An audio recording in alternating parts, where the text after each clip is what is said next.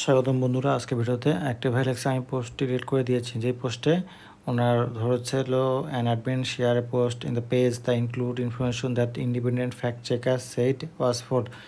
এটা অনেকে share in ফিডে উনি এমন জিনিস শেয়ার করছিল যেটা হলো গিয়ে পোস্ট করছিল, যেটা হলো গিয়ে ফলস নিউজ। তা চেক করতেছে নিউজটা আসলে অরিজিনাল না ফেক।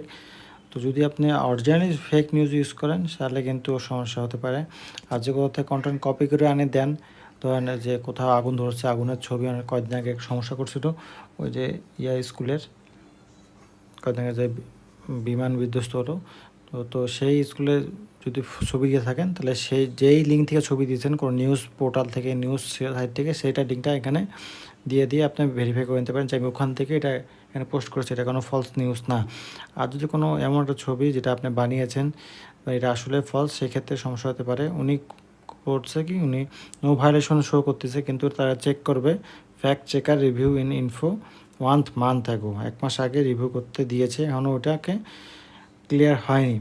তো চেক করে ক্লিয়ার করে দিবে, কারণ ওটা সময় লাগে রিভিউ করতে, ম্যানুয়াল রিভিউ হতে পারে, এই জন্য সময় নিতে পারে। তো আশা করি আপনি কোনো ফেলস নিউজ এখানে পোস্ট করবেন না, পোস্ট করলে সমস্যা হতে পারে। ভায়োলেশন তো নাই, কিন্তু ফ্যাক্ট চেকারে একটু ইনফরমেশন হতে আইডিটা একটু প্রবলেম হয়েছে ওনার দেখাচ্ছে। তো আশা করি আপনার এই ধরনের ফলস নিউজ থেকে বিরত থাকবেন, এবং যদি আপনার কোনো